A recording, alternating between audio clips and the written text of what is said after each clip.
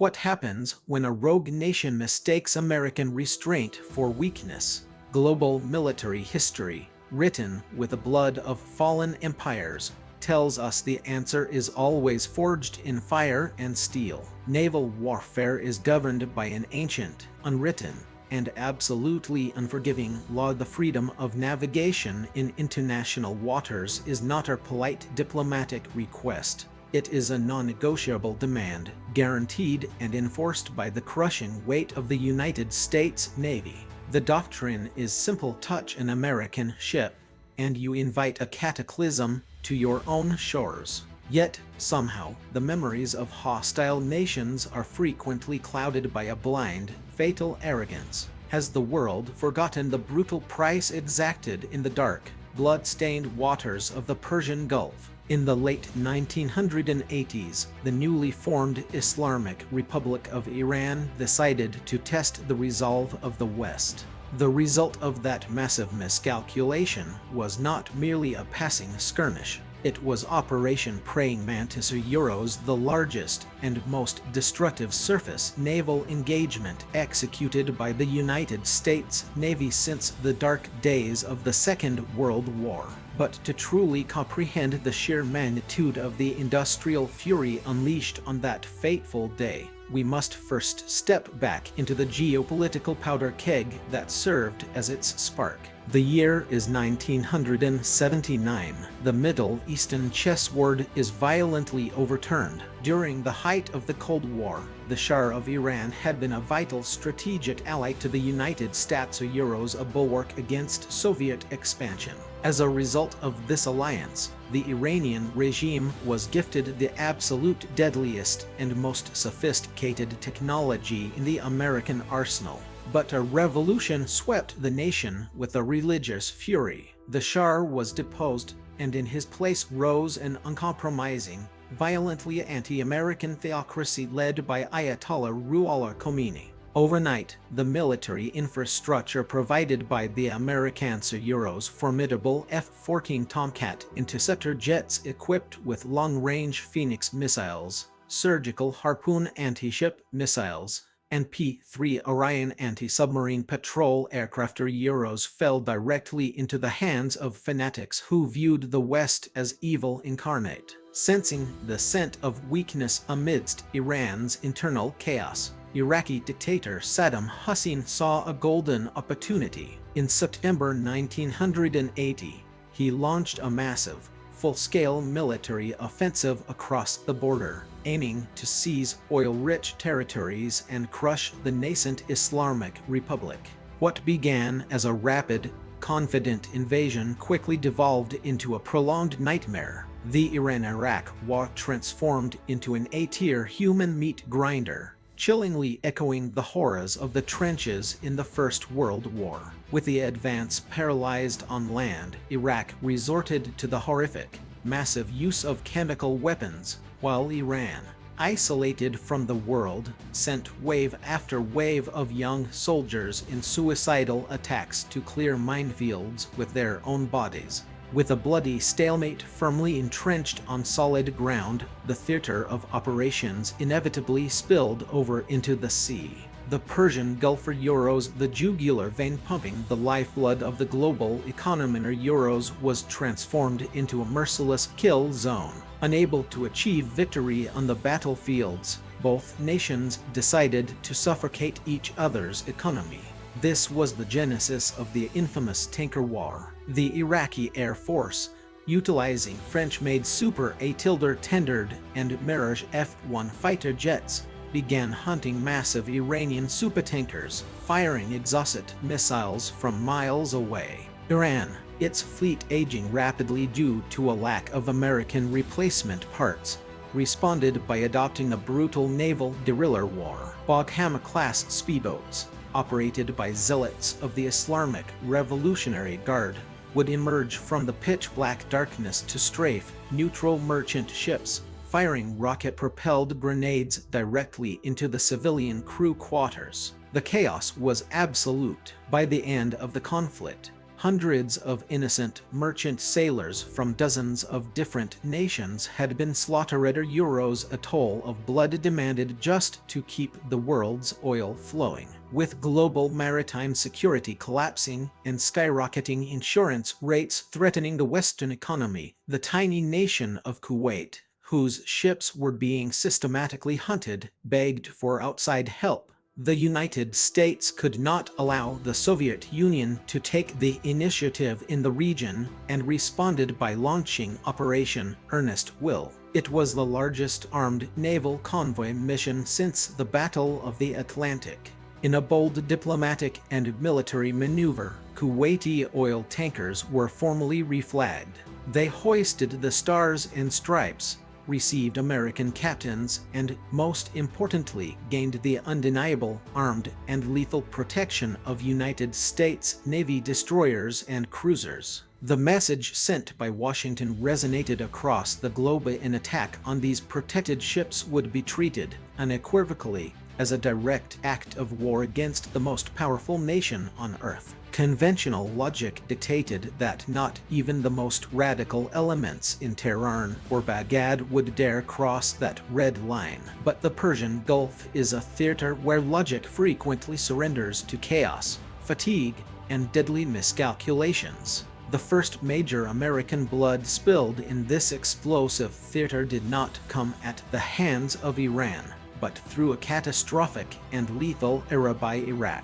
On the night of May 17, 1987, the Oliver Hazard Perry-class frigate, the USS Stark, was patrolling the dark waters of the Gulf, well outside the declared exclusion zone. The warship was operating in condition Roman 4, a peacetime state of readiness. At 20:00 hours, early warning radars detected a lone Iraqi Mirage F-1 fighter flying southward, adopting a standard attack profile. Intelligence indicated that Iraq was fighting Iran, not the Americans. The Stark's crew tragically assumed the Iraqi pilot would identify the neutral warship and alter his course. But the pilot was operating with brutal negligence, flying in the darkness and failing to visually confirm his target. The Iraqi fighter locked its fire control radar squarely onto the USS Stark. At 21:07,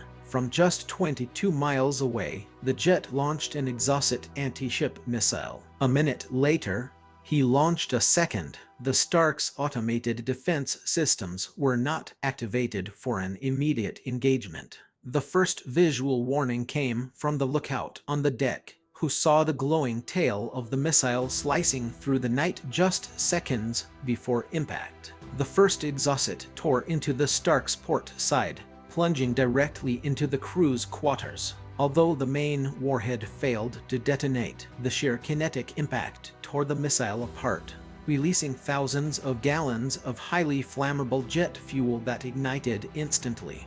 The second exocet struck the ship mere feet away, and this time, the warhead detonated with devastating force. The interior of the frigate was transformed into an unimaginable inferno. The fire burned at temperatures approaching 2,000 degrees Celsius, melting steel and incinerating everything in its path. 29 American sailors were killed almost instantly as they slept. 8 more would later succumb to their excruciating injuries. The fact that the USS Stark did not end up at the bottom of the Persian Gulf that night was not due to luck, but to the iron resilience and indomitable bravery of the surviving sailors. Operating in pitch darkness, fighting toxic smoke, destroyed damage control equipment, and a dangerous list caused by the water from their own fire hoses, the crew waged an epic, hours-long battle against the flames. The effort was superhuman. The frigate was saved and managed to limp back to port. But the price was horrific: 37 dead and 21 severely wounded. Iraq offered profuse apologies, claiming a tragic misidentification, and Saddam Hussein escaped direct military retaliation. But the images of American bodies being pulled from the blackened, scorched hull of the USS Stark sent a seismic shockwave through the Pentagon and the White House. The illusion of a peaceful deterrence patrol had been completely shattered. The Persian Gulf had extracted its first toll in American blood, revealing itself to be an active, unforgiving, and volatile combat zone. The rules of engagement were immediately rewritten. American naval commanders were granted the authority to operate with a far greater, lethal aggressiveness, and, as the dust settled and Americans mourned their fallen, the Iranian Revolutionary Guard watched it all from the shadows. They saw just how vulnerable a warship could be if caught completely by surprise. They absorbed the deadly lessons of that incident and, in absolute secrecy, began implementing a cowardly tactic that would irreversibly push the two nations to the very brink of all-out war. By the spring of 1988, the geopolitical temperature in the Persian Gulf had reached a boiling point. The United States Navy had adapted to the chaotic environment, methodically stepping up its convoy escorts and engaging in a high-stakes, incredibly dangerous game of maritime chess with Iranian vessels. But the Islamic Revolutionary Guard Corps had changed their tactics, realizing, with bitter clarity, that they could not possibly defeat heavily armored American warships in a direct, symmetric firefight. They retreated into the shadows. They resorted to the ultimate weapon of the maritime cowardice: stealth naval mines. Under the cover of starless nights, utilizing unmarked civilian dhows and small speedboats, they quietly seeded the international deep-water shipping lanes with submerged explosives. Their strategy was insidious. They aimed to shatter American political resolve and terrorize global shipping without leaving a clear, undeniable fingerprint. On the late afternoon of April 14th, the grim reality of this invisible war tore through the hull of an American warship, the USS Samuel B. Roberts, a newly commissioned Oliver Hazard Perry-class guided missile frigate, was concluding what had been a routine, flawless Operation Earnest Will Escort mission. The Roberts was practically brand new, a pristine manifestation of American naval engineering. More importantly, her crew was sharply disciplined, highly motivated, and led by a man of uncompromising standards, Commander Paul X. Wren. He had drilled his sailors relentlessly, pushing them to become the undisputed damage control champions of the fleet. That rigorous, exhausting preparation was about to be the only thing standing between his crew and a watery grave. As the sun began its slow descent toward the horizon, casting long, deceptive shadows across the choppy waters of the Gulf, a sharp-eyed lookout on the bow spotted a terrifying anomaly. 3 menacing, rusted iron spheres were bobbing on the surface of the water directly ahead of the frigate's path. They were quickly identified as Iranian Sadaf-02 contact mines, deadly remnants based on a brutal, decades-old Russian design. Recognizing the immediate, existential peril, Commander Wren executed a masterful display of crisis leadership. He immediately brought the 4,000-ton warship to a dead halt. In a split-second decision that would soon save dozens of lives, he ordered all non-essential personnel to immediately move above the waterline to the main deck.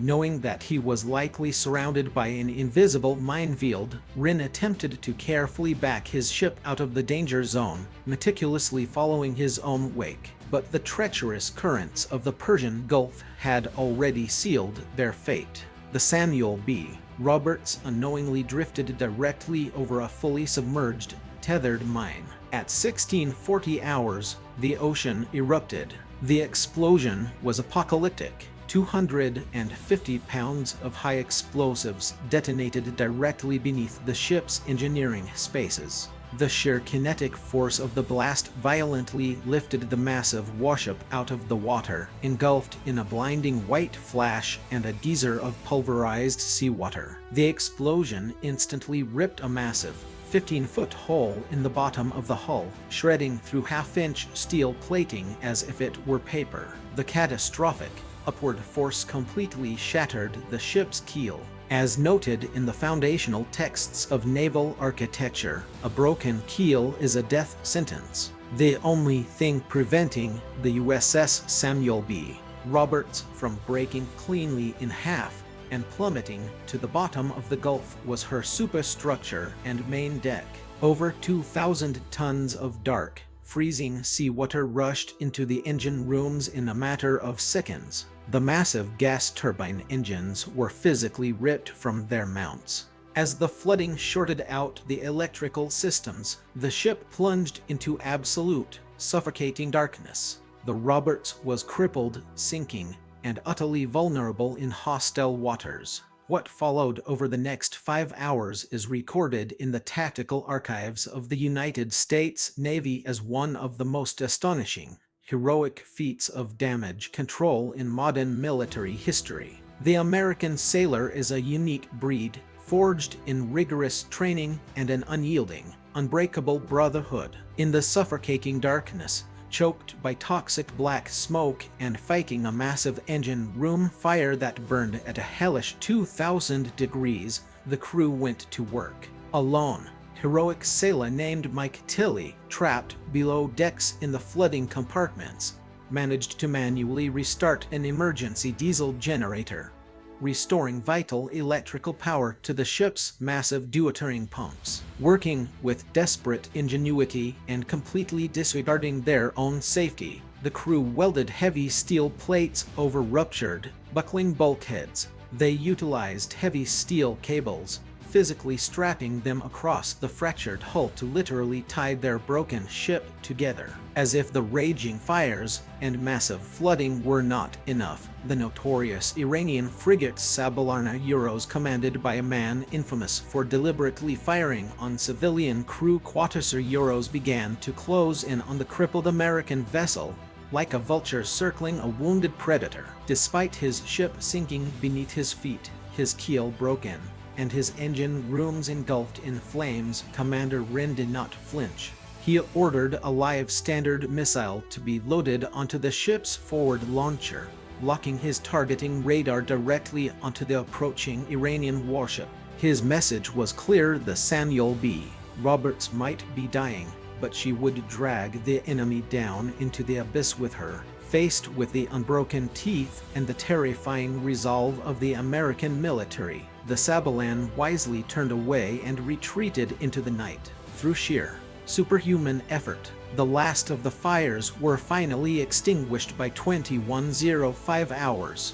The USS Samuel B. Roberts was stabilized. Miraculously, despite the catastrophic, apocalyptic damage, not a single American sailor was lost. When asked via radio by the Middle East Force commander if he was considering the order to abandon ship, Commander Wren firmly refused, echoing the legendary, blood-forged motto of his warship, "No higher honor." The Samuel B. Roberts had survived, but the geopolitical line had been irreversibly, permanently crossed. United States Navy explosive ordnance disposal teams swiftly deployed to the waters around the crippled frigate. They recovered several unexploded mines from the exact same field, carefully raising them to the surface. When military intelligence examined the weapons, they found the ultimate smoking gun.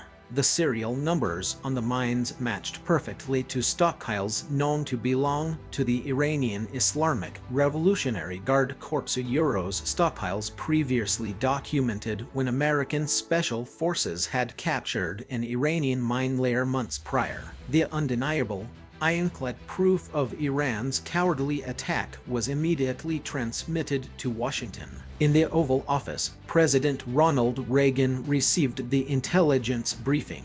The time for proportional responses, diplomatic warnings, and calculated restraint was officially over. The Iranian regime had foolishly awakened a sleeping giant, and the United States military was about to unleash the full, terrifying wrath of its naval supremacy upon the Persian Gulf. 4 days later, on the morning of April 18, 1988, The sun rose over a Persian Gulf that was about to witness the unrestrained, apocalyptic fury of the United States military. The undeniable proof of Iran-Euro's trade's cowardly mine warfare had reached the highest echelons of the Pentagon, and President Ronald Reagan had given the green light.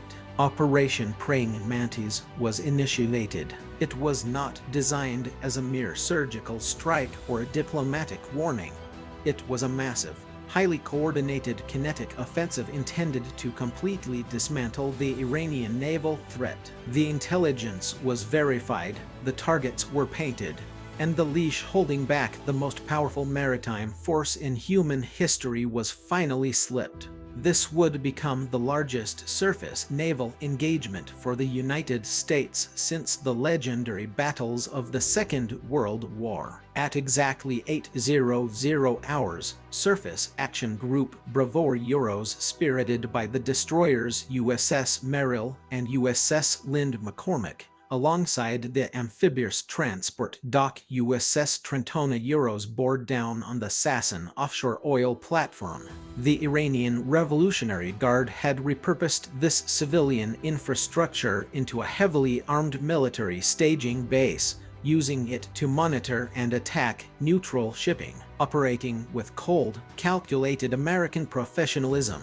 the USS Merrill broadcast a stark radio warning, granting the Iranian personnel exactly 20 minutes to abandon the facility. Some fled, but others foolishly chose to man their Zadu-23 anti-aircraft guns. When the deadline expired, the American response was swift and absolute. The destroyers opened up with their massive 5-inch naval guns, tearing the steel structure to shreds. A Marine H-1 Cobra helicopter swooped in to silence the last pockets of resistance. Once the platform was secured, elite United States Marines boarded the burning structure, recovered highly classified Iranian intelligence documents, planted massive demolition charges, and blew the facility straight into the sea.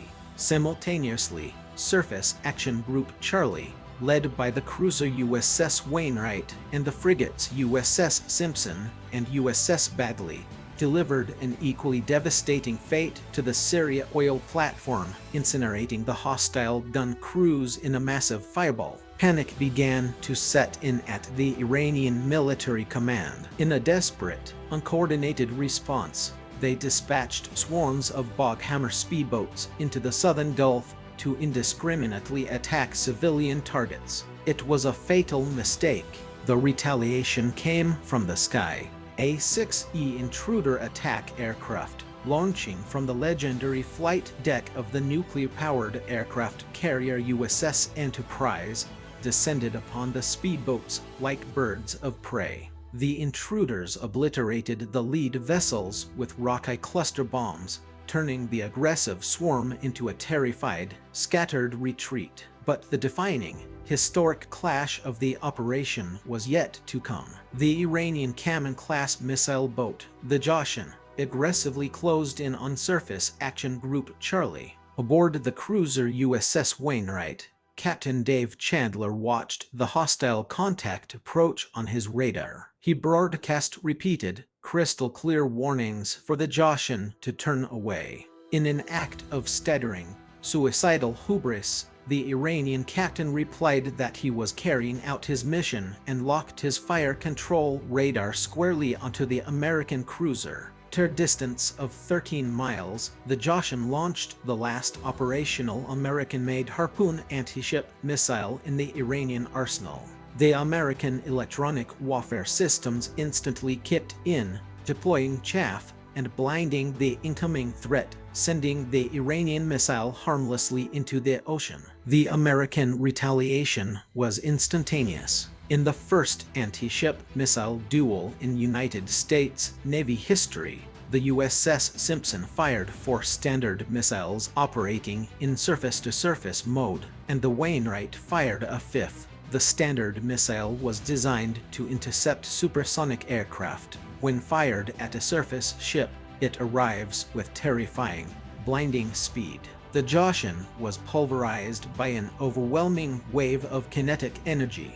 The burning, twisted remains of the vessel were then methodically sent to the bottom of the Gulf by relentless, close-range naval gunfire. The Iranian command, seemingly blinded by a toxic mixture of shock and arrogance, sent their heavy hitters into the kill zone. The frigate Sand, sister ship to the notorious Sabalan, sailed out of the port of Bandar Abbas. Almost immediately, she was spotted by a pair of circling A-6 Intruders. The Sand foolishly fired a surface-to-air missile at the American aircraft. As noted in the tactical after-action reports, the American rules of engagement were unapologetically clear: if fired upon, you are authorized to destroy. The A-6 pilots, soon joined by the guided missile destroyer USS Joseph Strauss, unleashed a devastating, overlapping barrage of Harpoon missiles, Skipper missiles, and laser-guided bombs. The Sand was engulfed in a massive, towering fireball. Her ammunition magazines detonated violently as she slipped beneath the waves, taking a massive portion of her crew with her and becoming the largest enemy warship sunk by the United States Navy in over 4 decades. Finally, the ultimate prize sailed into the crosshairs. The notorious Iranian frigate Sabalarna, commanded by a man infamous for deliberately massacring unarmed merchant sailors, sailed out to join the fight. The Sabalarna Trade S captain fired a shoulder-launched missile at an American A-6 Intruder. The response was surgical, lethal, and profoundly poetic.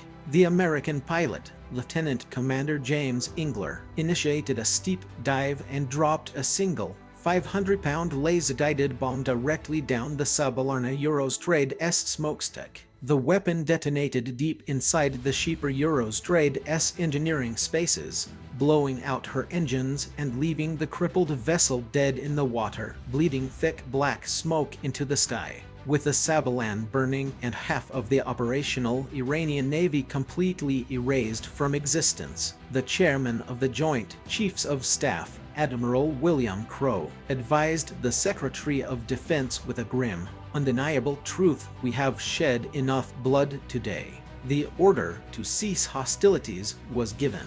The United States had suffered exactly 0 casualties in direct enemy combat, losing only a single Marine helicopter crew in a tragic nighttime flying accident. Operation Praying Mantis was a masterclass in the unyielding doctrine of peace through strength. In a single day of precise, overwhelming violence, the United States Navy completely broke the back of the Iranian fleet, forcing a rogue nation to realize the sheer futility of challenging American maritime supremacy. It ultimately pushed Iran to the negotiating table, effectively ending the grueling 8-year tanker war. Today, the rusted wreckage of the Iranian fleet resting at the bottom of the Persian Gulf stands as a permanent, chilling monument to a fundamental global truth. The United States of America does not seek conflict, but if you dare to touch our ships, we will bring the wrath of the heavens to your shores. Thank you for joining us on this deep dive into one of the most defining moments in modern American military history. Operation Praying Mantis proved to the world that the United States Navy remains the undisputed, unrivaled master of the seas. Here on this channel, we are completely dedicated to preserving these powerful stories of American exceptionalism, undeniable firepower, and the unbreakable bravery of our armed forces. But crafting these highly detailed,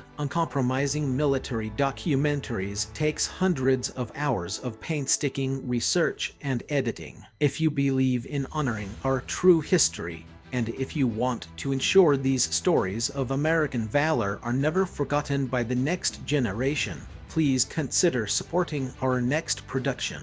You can buy the team a coffee or join our elite membership through the links in the description below. Stand with us. Hit that subscribe button, leave a like to defeat the algorithm, and share this video with a fellow patriot. God bless our troops, and God bless the United States of America. Stay vigilant, and we will see you in the next briefing.